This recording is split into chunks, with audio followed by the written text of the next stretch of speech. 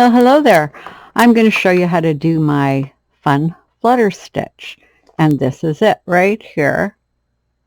And it's a really pretty stitch. It reminded me of a bunch of fluttering butterflies. So that's how it got its name, Fun Flutter. And this is done with a bulky yarn on a 3/4 inch gauge, and so the stitch is tight like that. If you were to use a finer yarn, you would get a bit more lacy look, and it would look like that. Okay, so there it is. The other side looks like this. It looks really nice too. Look at that. So if you're going to make something that was reversible, this is really pretty too. And if it was more lacy, it would look like that. So it's a really, really nice stitch, easy to do. And my yarn's a little bit like this. So the loom I'm using, this is a 3/4 inch gauge loom, and this is just the second one down in the circle sets. And this one I got at Michael's. It's all one form. The pegs aren't glued in. It was all formed in one go. They have this set there sometimes. And I did an edge stitch on here. And basically this stitch is really nice. It's not curling at all, as you can see. So all I did on the edge is I came down and did an owl eye edge, and I slipped the sides. I think I slipped the sides. Did I slip the sides on this? Nope, I didn't. I just knit it over. So there you go. I didn't even slip because it didn't curl. So just double checking here. Okay. So it's 2 rows. And one row is my magic twist stitch. And the other one is, and I have it written down so I remember the actual names if you want to look them up. The other one is my berries and knots stitch. So I have separate videos for both of those stitches if you need to see them.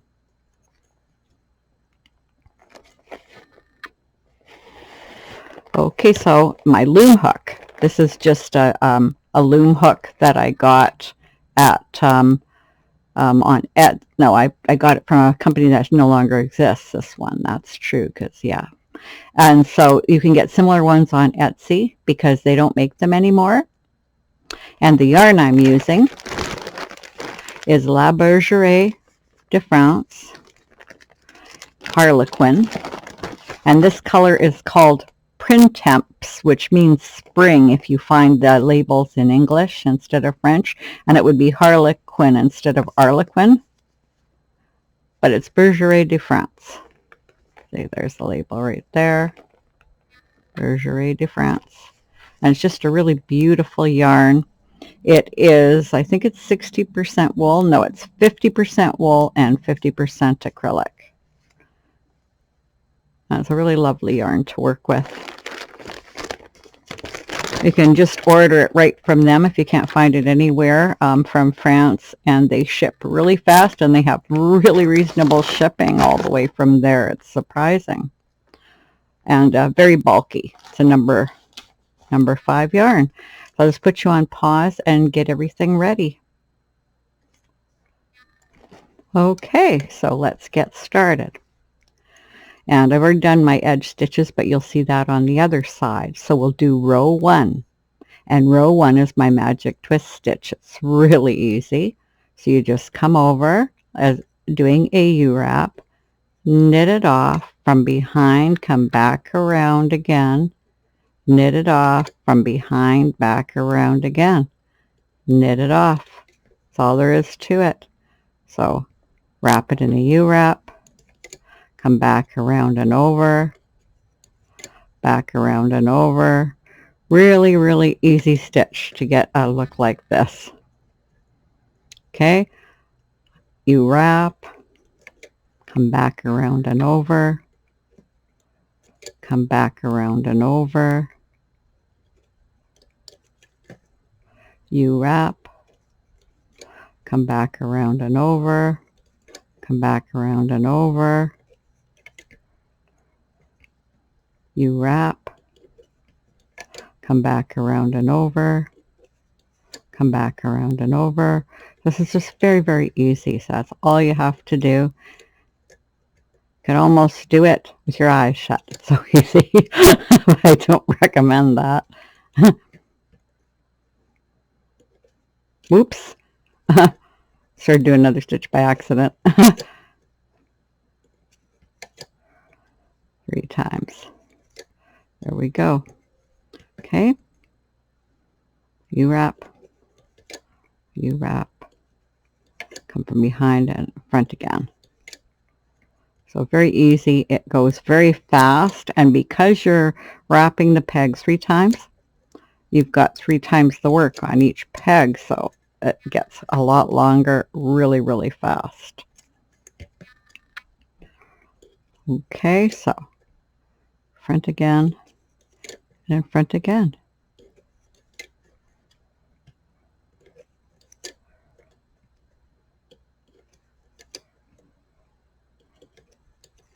Oh, and people are going to ask me how many pegs I used.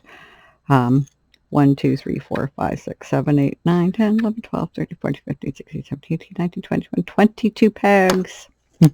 22 pegs. See, it's going to be a shawl.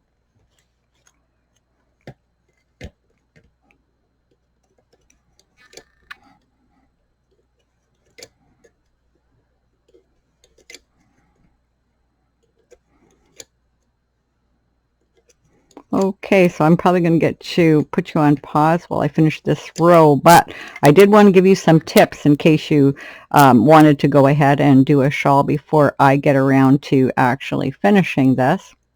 So all I did was a chain cast on, and then I did a row of owl eye. You can see the owl eye stitch right in here. I did another row of owl eye. I always do 2 rows when I start a project because that keeps it non-curl on the edge. So then I did that, 2 rows of owl eye, and you'll see owl eye on my channel if you don't know how to do it. I've got lots of owl eye videos. Okay, and so that's all I did to get going. I'll show you how I did the sides, although you're welcome to do anything you want. This is just a stitch video, but I am going to show you how I made this shawl. Right, how I started it, so you can go ahead and do one if you want, or a scarf, or whatever you'd like. You can also do a hat with this stitch. It looks a tiny bit different because you're going in the same direction, alternating stitches, but it still looks quite nice. It's still fluttery. Okay, so I'll just do one more, and then I'm going to put you on pause. And we will meet up near the end of the row. Okay, so here I am at the end of the row, and I just finished doing that peg, and now I'm going to do the 2 end stitches, and I'm doing an owl eye border. So all I do is go over it and knit it, come back around and go over the 2 end pegs, and you keep this really loose. Knit them over. And then I'm just going to come back over the 2 again, keeping it really loose, and you can loosen it if you're not loose enough. And then knit that over, and I'm going to do one more wrap on it. And that's all there is to doing that. And that's how it looks on the edge. It just kind of blended right in. And it gives you a nice tight edge. I like this rather than slipping. It's just that it's nice and tight and it doesn't snag on things as much. And I think it looks great. I like the owl eye edges. Well, especially so that I was able to do this entire thing without using a single purl, which is nice. And you can use either side. So it's a great stitch for that. Okay, now when we're going this way, we're doing the 2nd stitch. And what was the name of it again? In case you want to look it up. It is the berries and nuts. Okay, so to do that, then all that you have to do is you come around in an E-wrap. So I'm coming from the back and around into an E-wrap, and then I'm coming back over it in a U-wrap, and you don't want to be too tight because how would you knit it over? You want to be loose enough to just get this over, and then come back around like this. And I'm just going to have to put you on pause. Just hold on. Okay, sorry about that. I usually put my phone on silent, and I forgot to, and of course I got a phone call. Oh well. Okay, so we do a E-wrap. Then we come back over in the U-wrap, not too tight because you want to be able to get it over. And then we come back around from behind and over in front. And that's all there is to berries and knot stitch. So do the E-wrap, come over in front, then around from the back, E-wrap, U-wrap, then around from the back and in front. That easy. E-wrap, in front in a U-wrap, then all the way around from the back and in front in another U-wrap, E-wrap, over in front in a U-wrap, round from the back and in front. That's all there is to berries and knot stitch. E-wrap, front, from the back and around. Okay, and I'll do a couple really slow here. E-wrap, knit over, go back in front this way, knit it over, from behind in front, knit it over, E-wrap,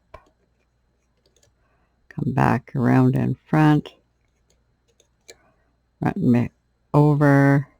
And you see why I write down what the stitches are, and I even write down the directions on the other side of how to do them so I don't forget.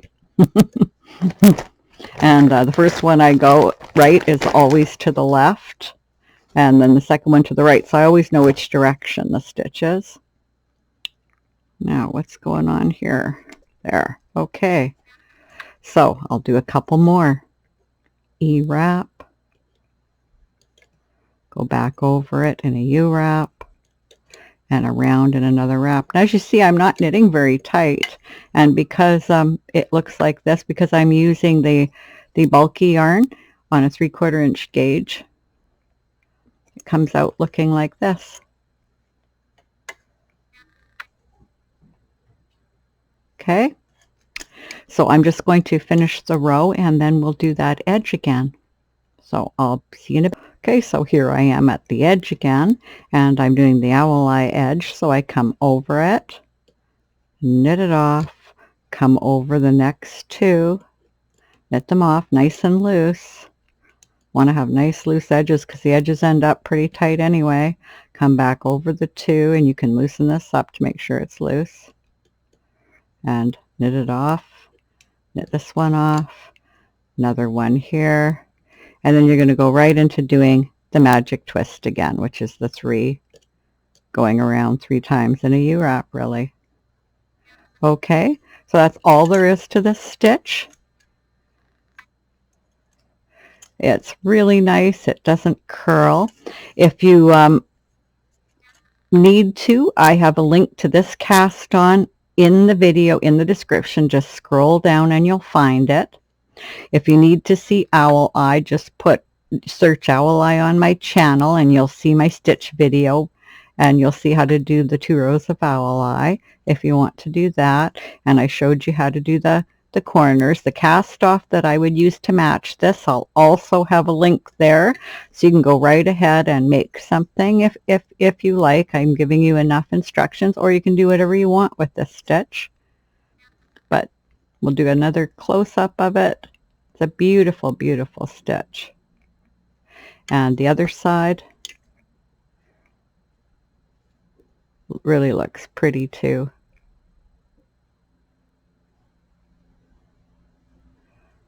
Okay, so I hope you enjoyed the video in spite of the interruptions and everything, and have a lot of fun doing this stitch. And until next time, bye.